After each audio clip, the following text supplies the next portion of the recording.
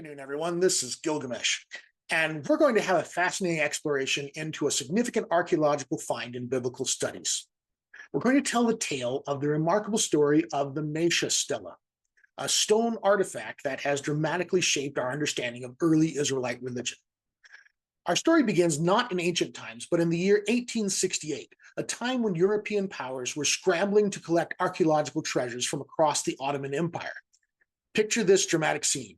3 Arab horsemen galloping through the desert of Transjordan, local Bedouin in hot pursuit. One rider is wounded by a spear, but they refuse to surrender their precious cargo, a torn paper impression of an ancient stone inscription that would soon become the most significant discovery in biblical archaeology of their time. This paper, or a squeeze as the archaeologists call it, has been hastily made of a remarkable stone monument standing among the ruins of Dibon, an ancient Moabite town east of the Dead Sea.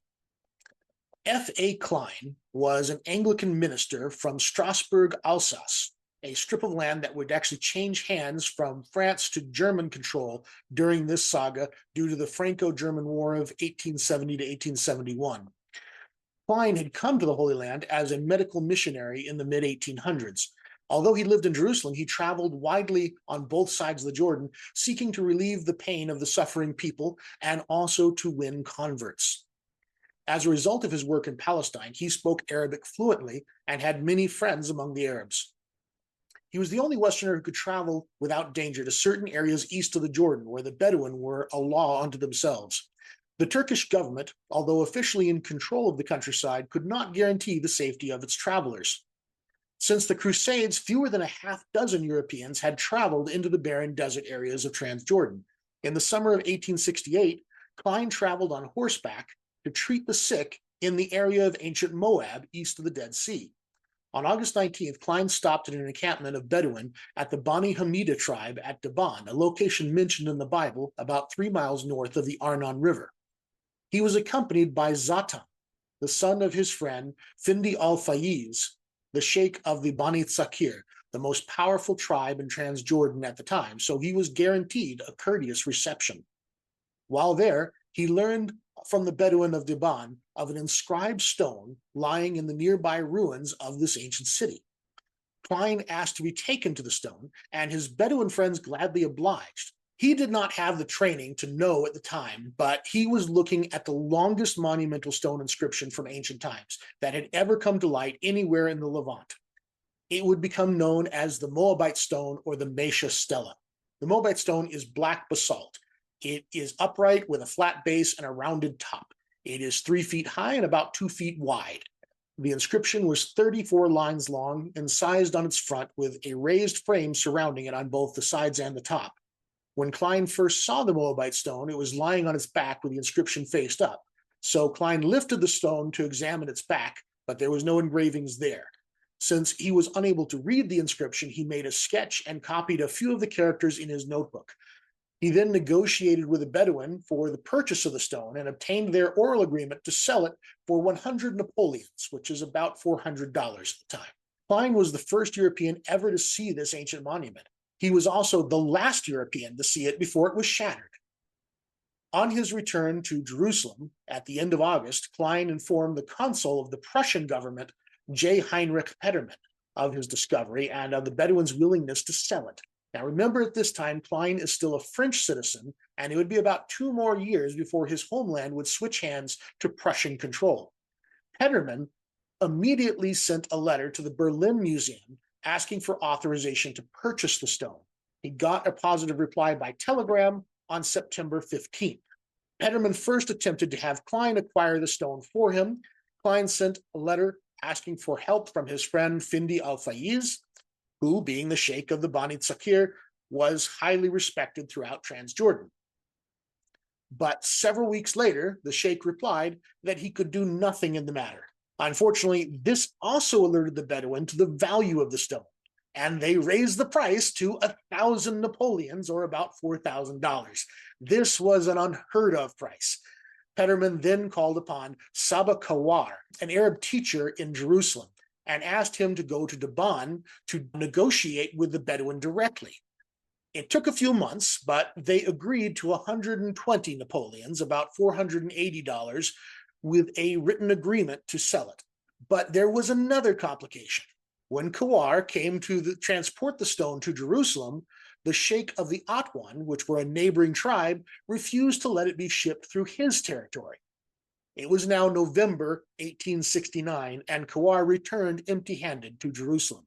Although the Germans tried to keep secret the discovery of the stone and their negotiations to acquire it, news inevitably leaked out.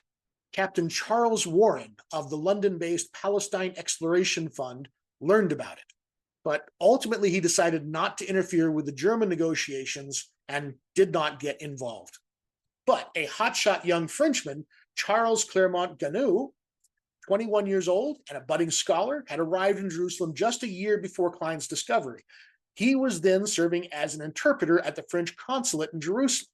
When he heard about the find in October of 1869, he dispatched a trusted Arab friend, Salim el-Kari, to Deban to make inquiries about the stone. El-Kari returned with a hand copy of 7 lines that clearly demonstrated the extraordinary significance of the inscription. Clermont-Ganneau then sent a man by the name of Yakub Caravaca to Deban to take a paper squeeze of the stone and offered a purchase sum much higher than the one agreed upon between Saba Kawar, representing the Germans, and the Bedouin of Deban. So he was going to outprice the Germans. The Bedouin allowed Caravaca to take a squeeze. This involves placing a sheet of soft, wet paper on the stone and pressing the paper into the incisions with a brush. After the paper dries, it is peeled off and contains a reverse of the inscription. While Caravaca was waiting for his squeeze to dry, a fight broke out and Caravaca took a spear wound in the leg. He tore the wet impression off the stone, jumped on his horse, and galloped away with his 2 companions. The squeeze tore into 7 pieces in the process. While this was happening, the Prussian consul Petermann was getting frustrated and asked the Turkish authorities to help. Transjordan was at least nominally part of the Turkish Empire, but they really didn't have much control over the Bedouin. This led to months of negotiations. The Bedouin would not cooperate. So the Turkish authorities decided to send soldiers to Transjordan to obtain the stone by force. The people of Deban hated the Turkish governor, so they shattered the stone by heating it in a fire and pouring cold water on it while it was white hot. The pieces were then distributed among the local Bedouin, who put them into their granaries to serve as talismans to guarantee the fertility of the soil. The stone was destroyed, and the Germans seemed to lose interest and sort of gave up on it. Clermont-Ganneau and the Englishman Warren both decided to go on a bit of a hunt to purchase as many of the fragments as possible. Clermont-Ganneau was the most successful. He obtained several of the large pieces and many small ones, in all 38 fragments containing a total of 613 letters out of the original approximately 1,000 letters of the inscription. Warren, with the help of his Arab friends, was able to buy 18 fragments containing 59 letters. One additional fragment was later purchased by a German scholar by the name of Konstantin Schlottmann. So this represented 57 pieces in total that were approximately 2/3 of the original inscription. It's been more than a century and a half since the stone was destroyed. We still don't know what became of many of these missing pieces. The Bedouin may have buried them, and their location has simply been lost. This means that the 7 pieces of Caravaca's squeeze constitute the only copy of the complete inscription.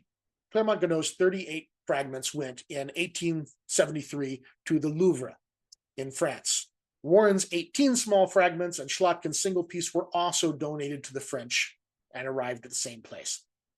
Using the 7 pieces of the squeeze, Clermont-Ganneau painstakingly reassembled the fragments and reconstructed almost the entire inscription, including the missing portions. For many years, the squeeze hung behind glass side by side with the original stone in the Louvre. Even now, a century and a half after its discovery, the Moabite Stone, with its text of 34 lines, is still the longest monumental inscription that has been discovered anywhere in the region, east or west of the Jordan River. It's important as an ancient monument, it can hardly be overemphasized. It would have a preliminary publication of its contents come out in the 1870s, but later publications would take a few more decades to come out. So what is this thing? The Mesha Stele is nearly 3,000 years old. The inscription is written in the Moabite language, and it's the only document of Moabite that we have, which is remarkably similar to ancient Hebrew. Essentially, they are dialects of the same language. The biblical accounts seem to indicate that Moabites and Israelites could speak without interpreters. The stela tells the story of how King Mesha successfully rebelled against Israelite domination. It says, I am Mesha, son of Chemosh, king of Mesha, the Dibonite. My father ruled over Moab for 30 years, and I ruled after my father, and I made this high place for Chemosh of Kirho, high place of the Savior, for he saved me from all the kings and let me enjoy the sight of all my enemies. Omri was king of Israel, and he oppressed Moab many days, and Chemosh was angry with his land, and his son succeeded him, and he too said, I will oppress Moab. In my days he said so, but I enjoyed his sight and that of his house, and Israel perished utterly forever. And Omri had taken possession of the land of Medeba, and he dwelt in it in his days, and the sum of his days and his sons 40 years. But Chemosh restored it in my days, and I built Baal Meon, and I made a reservoir in it, and I built Kiryatim, and the men of Gad had dwelt in the land of Atarot from of old, and the king of Israel built Atarot for himself. But I fought against the town and took it, and I slew all the people, and the town belonged to Chemosh and to Moab, and I brought thence the altar hearth of his beloved, and I dragged it before Chemosh in Kirat, and I settled in it the men of the Sharon and the men of Maharat. And Chemosh said to me, go, take Nebo against Israel. And I went by night and fought against it from the break of dawn till noon. And I took it and slew all 7,000 men, boys, women, girls, and pregnant women, because I devoted it to Ashtar Chemosh. And I took thence the altar hearths of Yahweh, and I dragged them before Chemosh. And the king of Israel had built Yahaz, and dwelt therein while he fought against me. But Chemosh drove him out before me, and I took from Moab 200 men, all the chiefs thereof, and I established them in Yahaz, and I took it to add to Dibon. I built Keriho, the wall of the parkland and the wall of the Acropolis, and I built its gates, and I built its towers, and I built its king's house, and I made banks for the water reservoir inside the town, and there was no cistern inside the town, in Kereho. And I said to all the people, make for yourselves each a cistern in his house. And I dug the ditches of Kereho with prisoners of Israel. I built Aroer, and I built the highway through the Arnon. I built Beit Bamot, for it was destroyed, and I built Bezer, for it was in ruins. And the men of Dibon were fitted out for war, because all Dibon was obedient. And I ruled over 100 towns that I added to the land. And I built the temple of Medeba, and the temple of Diblatin, and the temple of Baal Meon, and I established there a break in the text. The sheep of the land and the house of David dwelt in Haronan. Another break in the text. And Chemosh said to me, go down, fight against Haronan. And I went down, and I fought against the town, and I took it. Chemosh restored it in my days, and I took up thence 10, and that's the end. So what makes this inscription extraordinary is several things. One, it mentions King Omri of Israel and the tribe of Gad. It also contains the oldest reference to Yahweh, older than any biblical text we have or any archaeological find we have from the Israelite population themselves. This is the first reference to that God. It provides an alternative perspective to biblical accounts that seem to relate the same events. It also seems to have a reference at the end to the house of David. What makes this stone particularly fascinating is that we can compare it with a biblical account of seemingly the same events. In 2 Kings chapter 3, we read about Mesha's rebellion against Israel. While the biblical account describes a punitive campaign against Moab mounted by an alliance of the kings of Israel, Judah, and Edom, the Moabite Stone presents Mesha as triumphant, recapturing territories and ending Israelite oppression. The fascinating thing is that both accounts may be essentially true. They're just telling different parts of the story from different perspectives. From the biblical account, we learn that King Jehoram of Israel, who is the son of Ahab, who is the son of Omri, together with King Jehoshaphat of Judah and the king of Edom, mounted a campaign against Mesha. After initial success, they besieged Mesha in his capital. At this critical moment, Mesha made a desperate move. He sacrificed his own eldest son upon the city walls. The Bible then enigmatically states, "And there was great indignation against Israel, and they departed from him and returned to their own land." This leaves the unsettling possibility that the child sacrifice seems to have worked. The Mesha Stele does not tell us of the siege or the sacrifice, but it tells us of what probably happened next. Apparently, after this withdrawal, Mesha went on the offensive, recapturing Israelite territories and expanding his kingdom northward, a campaign of conquest the Bible doesn't mention. What's particularly interesting is how similar the language and rhetorical style of the Mesha Stele is to biblical writing. Mesha attributes his earlier subjugation to his god Chemosh being angry with his land, the exact same theological explanation the Bible often gives for Israel's misfortunes. When Mesha conducts a massacre, he uses the Hebrew term cherem, meaning a total dedication to destruction to the deity. Men, women, children, livestock, everything that breathes. It is the same word the Bible uses when describing similar brutal practices by Israelite forces. This remarkable similarity in ideology and expression between the Moabites and the Israelites surprised many early scholars. Thomas Romer, an expert in the Hebrew Bible, puts it, "When the stela was discovered and published for the first time, there were a lot of people who claimed it was a fake because they couldn't imagine there would be a Moabite inscription displaying the same ideology as the Bible." The Bible portrays the Israelites as monotheists with worship centralized at the temple in Jerusalem since the time of Solomon.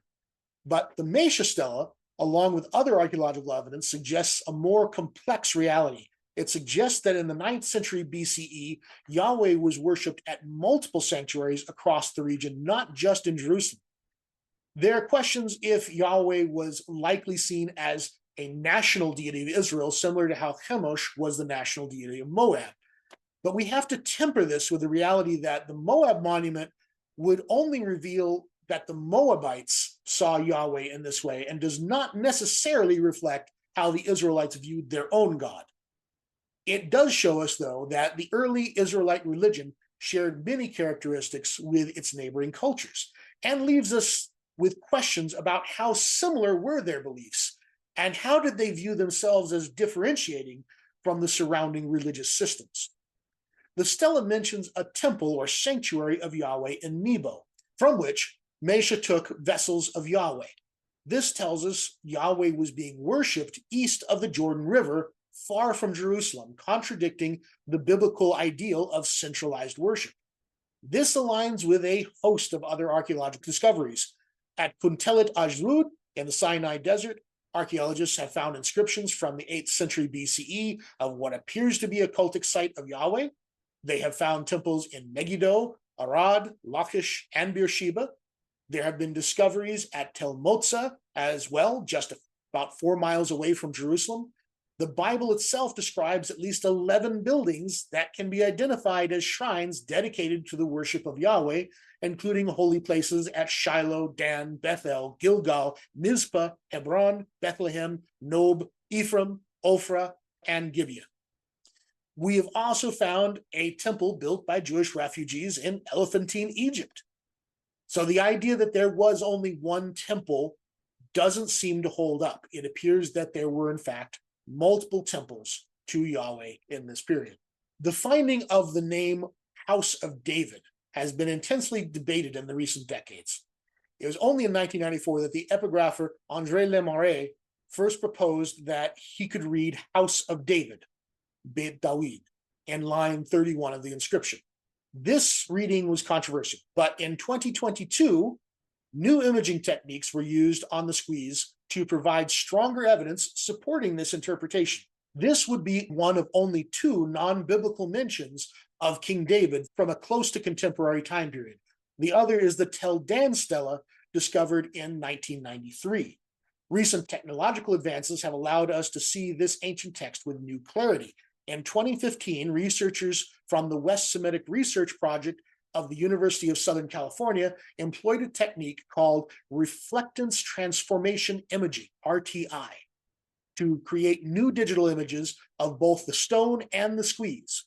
This method takes multiple digital photos from different angles and combines them to create a manipulable 3D rendering where lighting can be controlled precisely by the viewer.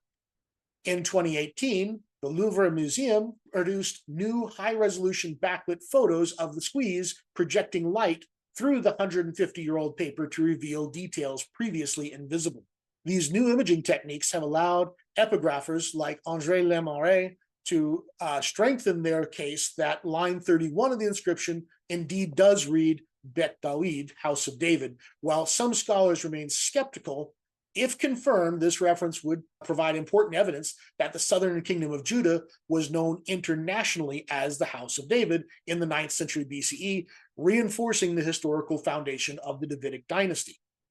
What's particularly interesting is what this tells us about Judah's territory. The inscription states, as for Haronaim, the house of David dwelt in it.